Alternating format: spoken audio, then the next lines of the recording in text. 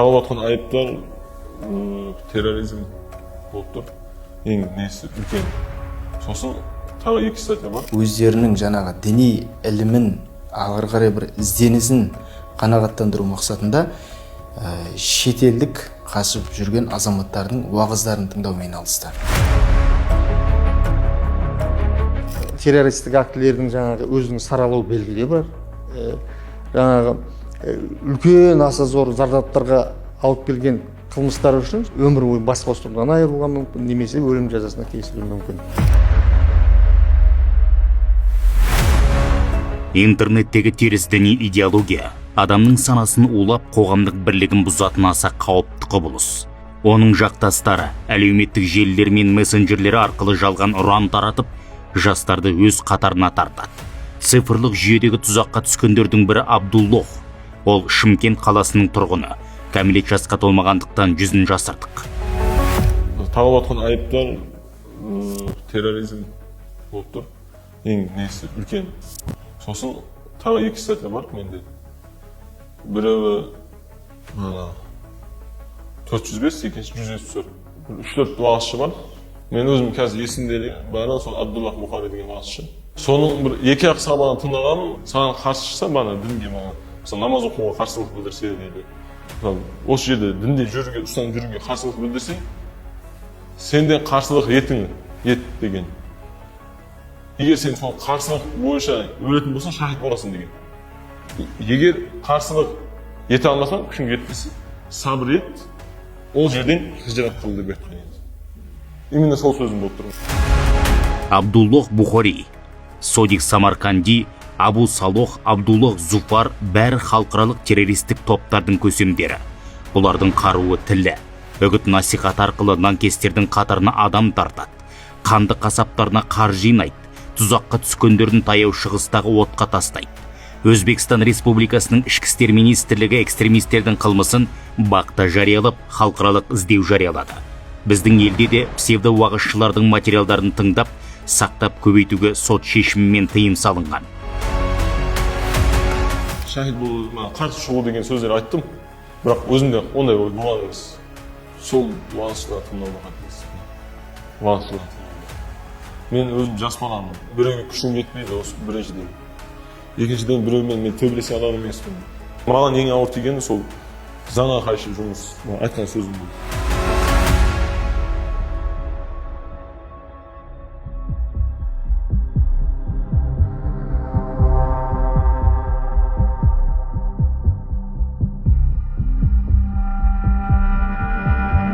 Қала аумағында 23 тұрғын алап бар. Этно бірлестіктер шоғырланған аумақ болып саналады. Ең өзекті мәселе болған бізде Сайрам тұрғын алабы. Сайрам тұрғын алабы Түркістан облысы қазіргі Сайрам ауданының бір бөлігінен Шымкент қаласына қосылған білесіздер. Қазір әлеуметтік желінің былай интернет желісінің дамыған заманы ғой. Азаматтардың өздерінің жаңағы діни ілімін ары қарай бір ізденісін қанағаттандыру мақсатында шетелдік, яғни Өзбекстан аумағынан шыққан тұлғалардың уағыздарын тыңдады, оны анықтадық. Ол тұлғалар қазіргі таңда керек десеңіз Өзбекстан Республикасында тыйым салынған шетелде қашып жүрген азаматтардың уағыздарын тыңдаумен айналысты. Діни тұрақтылықты қамтамасыз ету мақсатында бұл жерлерге уже біз өзіміз жоспар әзірледік.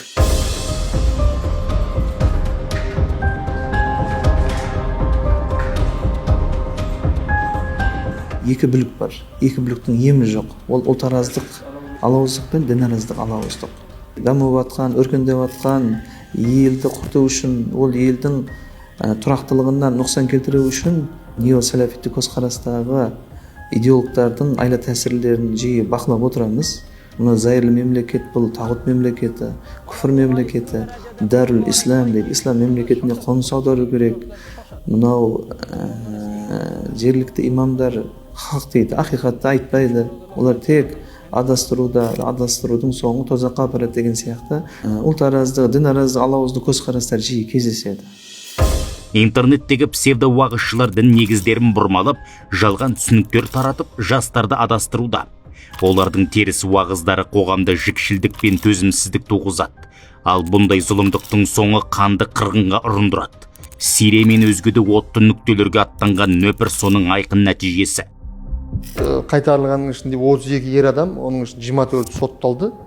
Оның ішінде біздің Астана қаласында айтатын болсам 14 азамат сотталды. Сотталған азаматтар телекоммуникация желілерін пайдаланып, Zelle, Telegram, WhatsApp желілері арқылы өздерінің туысқандарына хабар береді. Міне, джихад деген осы екен. Джихад деген, біз егер осы джихадпенен өмір сүретін болсақ, бізге пейіштен орын бар.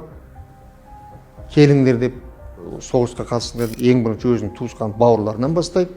Ары қарай таныстарына, керек десеңіз ақша жіберген. Халықаралық террористік ұйымдар шынайы діннің мәнін бұрмалап, дінаралық төзімдікпен жауыздықты насихаттайды.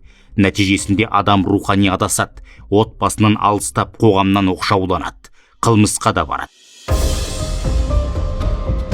Біздің мемлекетімізде дінге сенуге шек қойылмаған, сондықтан кез келген адам қандай дінді таңдайды, ол өзінің құқығында.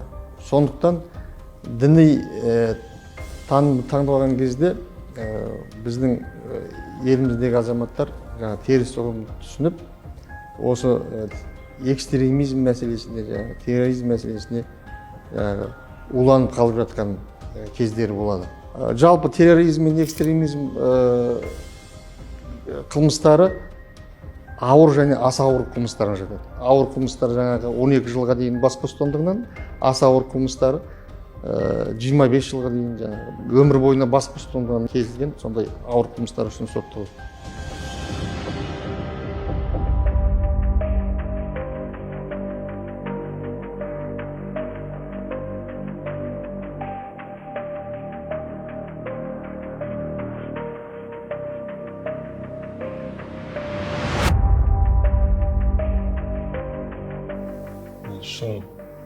Шын жүректен өткенем айтқан сөзім.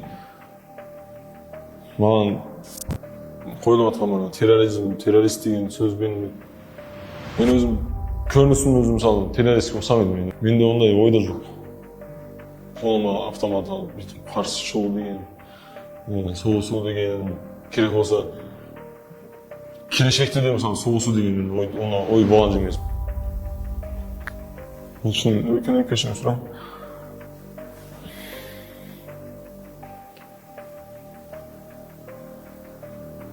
Мен өмірім түрмемен бастаған келмейді. Псевдо-шейхтардың сандырағын тыңдап тура жолдан ауытқыған Абдуллох таныстарына айтқан сөздерін мойындап отыр. Бірақ бұл жастық максимализм мен эмоцияның буы болатын дейді. Жаздым, жаңылдым деген ол қару ұстап туған жерді қан сасыту жоспарында болған жоқ деп ақталады. Жихад деген сөздер кім маған сөздер? Жихад деп мысалы өзінің нәпсімен күресуде жихадты. Менің ішім өртеніп жатыр. Керек болса екен сөйлеуге де шамам келмей қалды. Мен өкінем қалды. Нешін өкінем. Интернетті пайдалануда діни сауаттылықтың маңызы зор. Себебі онлайн кеңістікте сенімді және жалған ақпарат аралас тарайды. Діни сауаты бар адам кез келген мазмұнды сын көзбен қарап, шынайы дінмен теріс бағыттағы идеологияны ажырата алуға тиіс. Бұл өз сенімін қорғаудың, рухани тұрақтылық пен қоғам тыныштығын сақтаудың басты кепілі. Қазіргі таңда TikTok желісі қатты дамып жатыр. Жастардың көп көретін жаңағы әлеуметтік желісі. Сол TikTok желісінде де мысалы псевдосалафиттік ағымның жетегінде жүрген жігіттер мысалы суретке түспейтін еді, видеоға түспейтін еді. Мысалы бұрынғы кездерде, қазіргі таңда олардың несі өзгерді, тактикалары. Қазіргі таңда уже стримде отырады, TikTok желісінде бүлік шығару, былайша айтқан кезде мына елдің тыныштығын бұзу, елдің қауіпсіздігін бұзу деген секілді нәрселерді жасап жатыр. Арнайы сол TikTok желісіне де өзіміз де қосылып жатырмыз қазіргі таңда стримге. Топ мына жастарымызды алдын алып қалу үшін.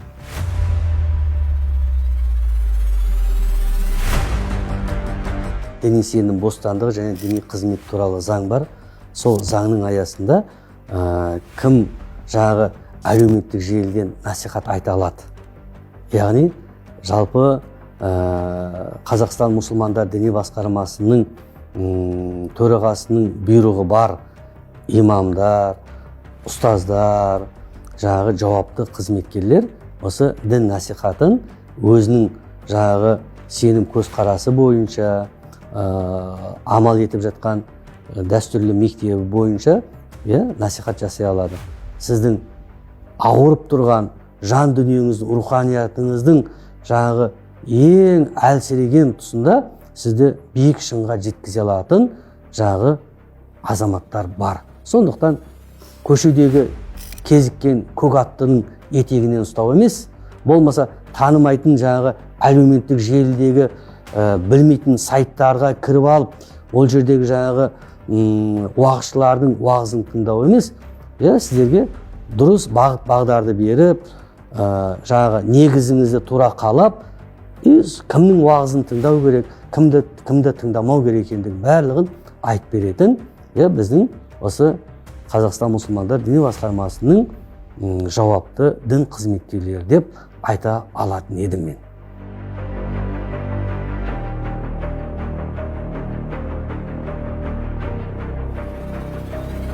Цифровизация деген арнайы мемлекет тарапынан үлкен бағдарламалар жүргізіледі. Мына жерде мына бағдарлама жүріп атып, мына жерден сендер енді интернетке қарамаңдар, жаман көзқарасқа кетпеңдер деген әңгімені айту, бұл бір-біріне қайшы келетін мәселелер сияқты. Цифровизация дамый ма? Онымен бірге түрлі мусор келеді, түрлі қоқыс келеді. 4 газет деген қазіргі таңдағы YouTube, Instagram, TikTok, Facebook мысалға. Бұл 4 газет. Бұрынғыда ешкім газет оқымайды, газеттерінде барлығы қазір осы электронный бағытта. Әрбір платформаға ыңғайлы ақпараттық түсіндіру тобының мүшесіне нақты бағыттар беріп, ол өзінің бағытын қорғап, сол бойынша біреуі Инстаграмға ыңғайлы болса, сол жерден өзінің айналасын аудитория жинаса.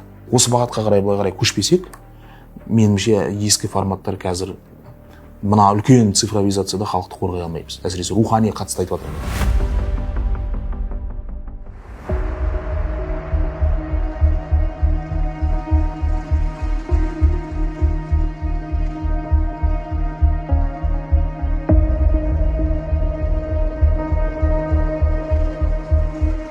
Интернет арқылы алданып, деструктивті ағымдарға арбалып, қазір қылмыстық атқару жүйесінде жазасын өтеп жатқандарды оңалту күн тәртібіндегі басты мәселелердің бірі. Бұл шараға теологтар, имамдар, психологтар, тіпті тарихшылар да тартылған. Күрмеуі қиын болғанмен нәтиже бар. Біздер мынау Орта Азия жаңағы әлемдік деңгейде біздің мынау діни радикализм күресудегі жалпы жаңағы жобамыз, біздің жоспарымыз, ұстанымыз алдыңғы қатарда деуге болады. Неге? Себебі бізде осы дін саласында жұмыс істеуге арнайы жаңағы лауазымдық штат дейді ғой бізде бөлінген. Ішкі істер министрлігінің 247 бұйрығына сәйкес қылмыстық атқару жүйесі мекемелеріндегі әр сотталғандармен жеке діни ұстанымына байланысты жоспарға сәйкес жұмыс жасаймыз. Сотталған азаматтар өздері жаңағы жаза өтеу барысында оларға берілген жаңағы әдеби, діни әдеби, тарихи, мәдени жаңағы діни әдебиеттермен толық қамтылған. Олар оқып, өздерінің білімдерін алады және мамандығы бойынша да жұмыс жасауға толық жаңағы мүмкіншілік берілген. Сотталғандардың біздер бұл жерде түзелуіне ықпал жасаймыз. Әсіресе мынау діни бағыттағы сотталғандардың екіжүзділігін анықтаймыз. Діни терминде тақия деп айтамыз. Теріс радикалдық ұстанымнан қайтқанын біз тексеріп отырамыз.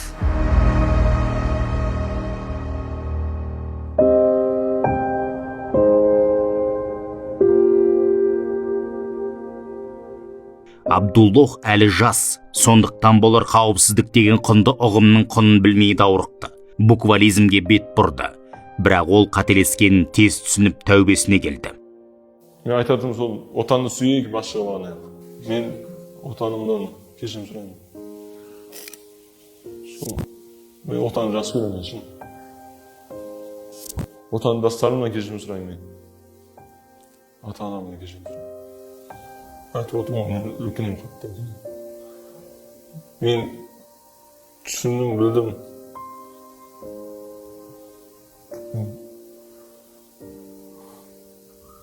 Үйелерін қатты сағындым. Адасқанның айыбы жоқ, қайта үйірін тапқан соң. Иә, ол адасты, бірақ қайта оралды. Мұндай сәтте халықтың қаһарынан гөрі кешірім сипаты алға шығатыны белгілі. Жаздым, жаңылдым деген жанды кешіре білу де бабадан қалған қасиет. Абдуллахтың алдағы өмірі де жарқын, аппақ қардай таза боларына сенгіміз келеді.